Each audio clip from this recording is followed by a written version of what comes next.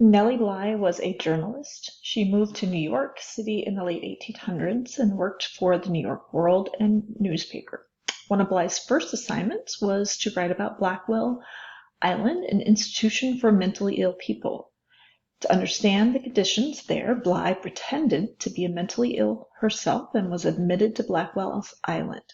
10 Days in a Madhouse is the story of her experiences during a 10-day stay at the institution.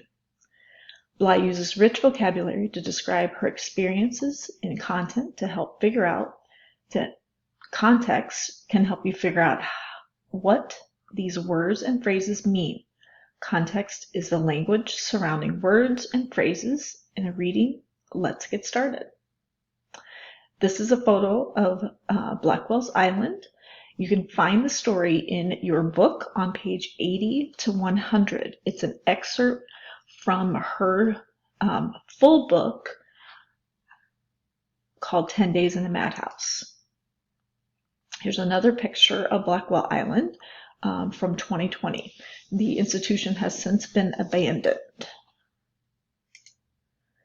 So here is the story. This is the examination over. We heard someone yell, "Go out into the hall." One of the patients kindly explained that this was an invitation to supper. We latecomers tried to keep together, so we entered the hall and stood at the door where all the women had crowded.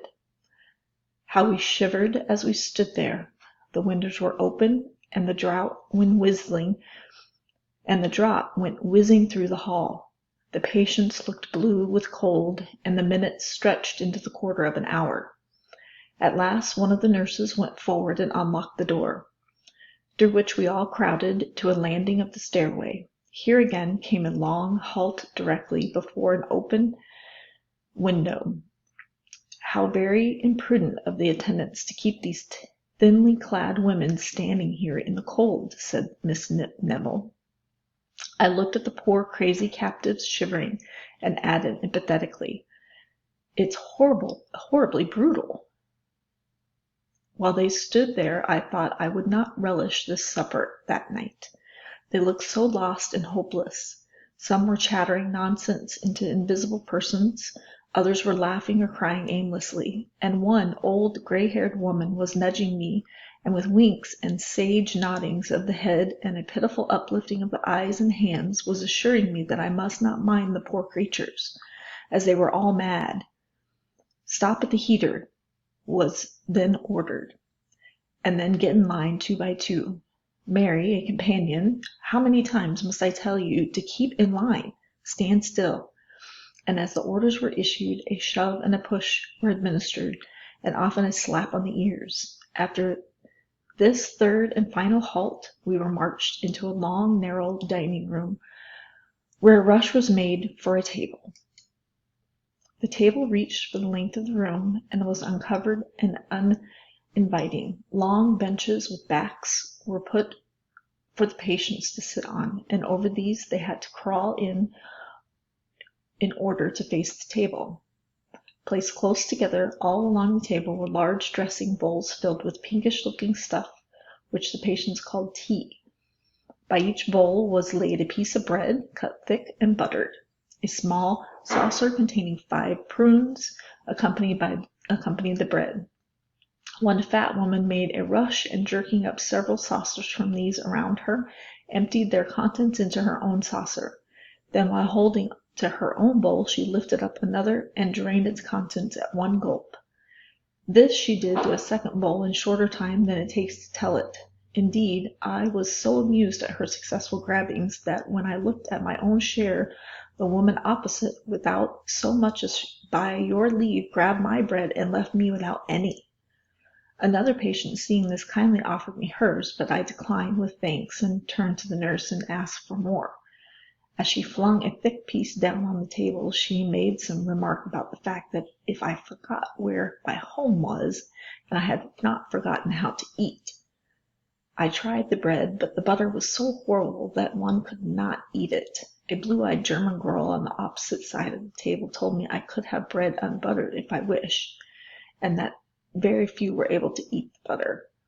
I turned my attention to the prunes and found that very few of them would be sufficient. A patient near asked me to give them to her. I did so. My bowl of tea was all that I had left. I tasted, and one taste was enough. It had no sugar, and it tasted as if it had been made in copper. It was weak as water. This was also transferred to a hungrier patient, in spite of the protests of Miss Neville. "You must force down the food," she said, "else you will be sick, and but what, this, with these surroundings, you may go crazy. To have a good brain, the stomach must be cared for." "It is impossible for me to eat that stuff," I replied, and despite all her urging, I ate nothing that night. I did not require much time for the patients to consume all that was edible on the table, and then when we got our orders to go from in line to the hall, when it was done, the doors before us were unlocked and we were ordered to proceed back to the sitting room. Many of the patients crowded near us, and I was again urged to play both by them and by the nurses. To please the patients, I promised to play, and Miss Tilly Maynard was to sing. The first thing she asked me to play was "Rock-a-Bye Baby," and I did so. She sang it beautifully. A few more songs, and we were told to go to Miss Group. We were taken into a cold, wet bathroom, and I was ordered to undress. Did I protest? Well, I never grew so earnest in my life as when I tried to beg off. They said if I did not, they would use force, and it would not be very gentle. At this I noticed one of the craziest women in the ward standing by the filled bathtub with a large discolored rag in her hands. She was chattering away to herself and chuckling in a manner which seemed to me fiendish, and I knew what was to be done with me. I shivered. They began to undress me, and one by one they pulled off my clothes. At last everything was gone except one garment. "I will not remove it," I said vehemently. But they took it off. I gave one glance at the group of patients gathered at the door watching the scene, and I jumped into the bathtub with more energy than grace. The water was ice cold, and I began to protest how useless it all was. I begged, at least, that the patients be made to go away, but was ordered to shut up. The crazy woman began to scrub me. I can find no other word that will express it but scrubbing. From a small tin pan she took some soft soap and rubbed it all over me, even all over my face and my pretty hair. I was at last seeing or speaking, although I had begged that my hair be left untouched. "Rub, rub, rub," went an old woman, chattering to herself. My teeth chattered and my limbs were goose-fleshed and blue with cold. Suddenly I got one after another 3 buckets of water over my head, ice-cold water, too, into my eyes, my ears, my nose, my mouth. I think I experienced some of the sensations of a drowning person as they dragged me, gasping, shivering, and quaking from the tub. For once I did look insane. I caught a glance of this indescribable look on the faces of my companions who had witnessed my fate and knew theirs was surely following. Unable to control myself at the absurd picture I presented, I burst into roars of laughter. They put me, dripping wet, into a short canton flannel slip, labeled across the extreme end in large black letters, "Lunatic Asylum, B1H6. The letters meant Blackwell Island, Hall 6. By this time Miss Maynard had been undressed, and much as I hated my recent bath, I would have taken another. By it I could have saved their experience. Imagine plunging that sick girl into a cold bath when it made me, who have never been ill, shake as if ague. I heard her explain to Miss Group that her head was still sore from her illness. Her hair was short and had mostly come out. She had asked the crazy woman be made to rub more gently, but Miss Group said, "There isn't much fear of hurting you. Shut up or you'll get it worse." Miss Maynard did shut up.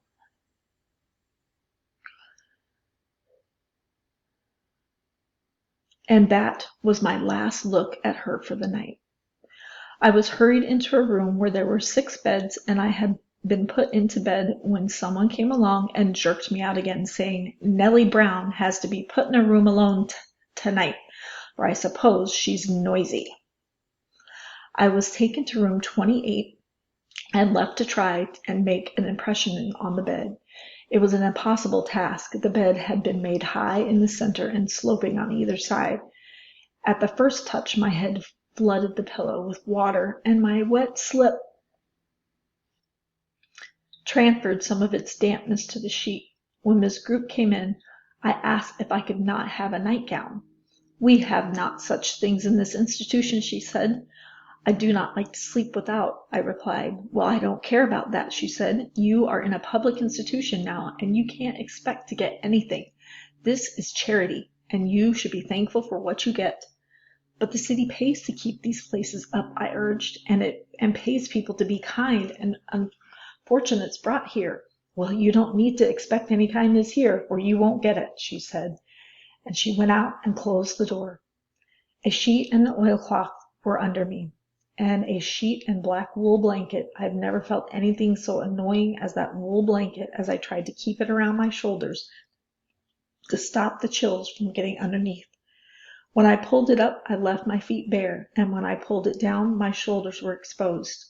There was absolutely nothing in the room but the bed and myself. As the door had been locked, I imagined I should be left alone for the night. But I heard the sound of heavy tread of 2 women down the hall. They stopped at every door, unlocked it, and in a few moments I could hear them relock it. As they did this without the least attempt at quietness down the whole length of the opposite side of the hall and up to my room, here they paused. The key was inserted in the lock and turned. I watched those about to enter.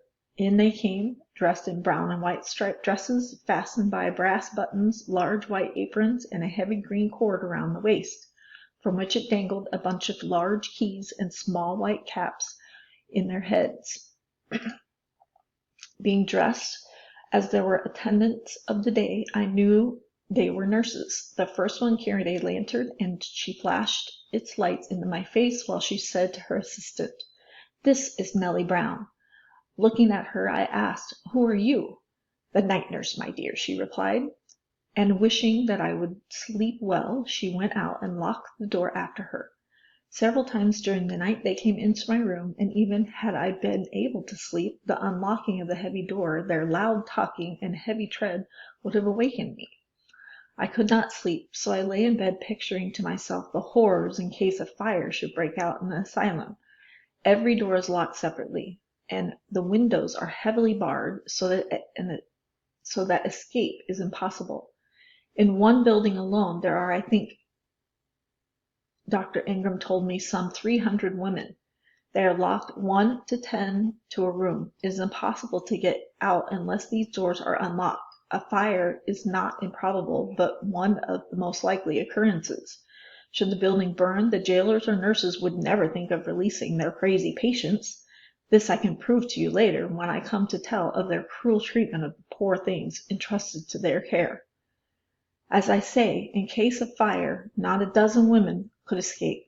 All would be left to roast to death. Even if the nurses were kind, which they are not, it would require more presence of mind than women of their class possess to risk the flames and their own lives while they unlock the 100 doors for the insane prisoners. Unless there is a change, there will some day be a tale of horror never equaled.